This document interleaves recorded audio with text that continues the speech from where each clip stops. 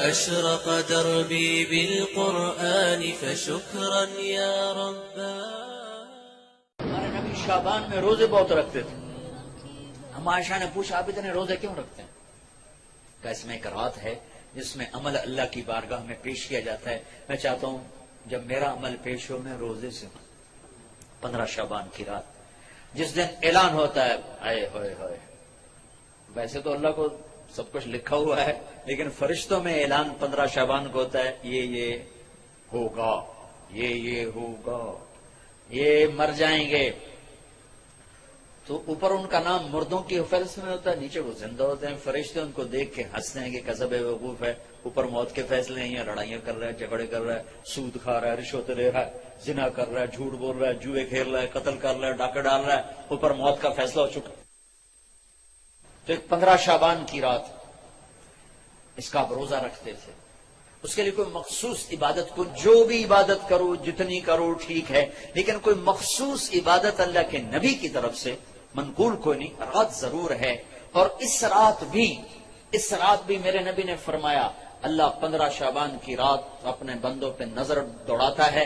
2 کے سوا سب کے لیے معافی کا اعلان کرتا ہے, ایک مشرک اور ایک کینہ پالنے والا, جو میں پہلے بیان کر چکا ہوں. ایک مشرک اور ایک کینہ پالنے والا, یعنی کسی کو نقصان پہنچانے کے منصوبے بنانے والا. کہ ان 2 کے علاوہ اللہ تعالیٰ باقی سب کو معاف کرتا ہے. اور اللہ کہنا اللہم بارک لنا فی رجب و شعبان, یا اللہ ہمارے رجب اور شعبان میں برکت عطا فرما. وبلغنا الی رمضان, اور رمضان ہمیں نصیب فرما. تو بھائیو اب ماشاءاللہ اکثر نوجوانوں کا مجمع نظر آ رہے ہو. ایک میں یہ گزارش کروں گا کہ اس مجلس کے اٹھنے سے پہلے اللہ سے بھی صلح کر لو, جس کو توبہ کہتے ہیں, اور آپس میں بھی صلح کر لو. آپس میں بھی اگر کسی سے لڑے ہوئے ہو, کسی کا کینہ بغض ہے, معاف کر کے گلے لگ جاؤ, معاف کرو.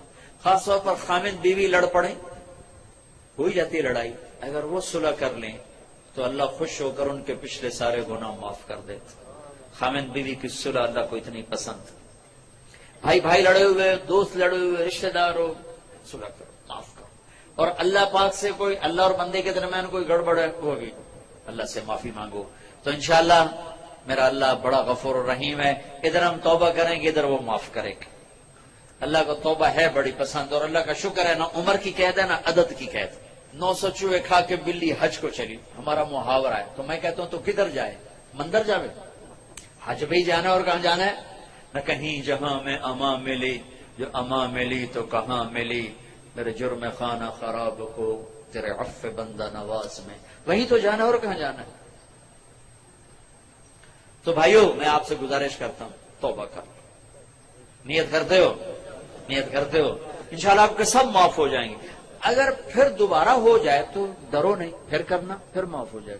میرا نبی نے فرمایا دن میں 70 دفعہ توبہ توڑے, لیکن توبہ کر لے تو اللہ اسے خوشی سے معاف کرے گا.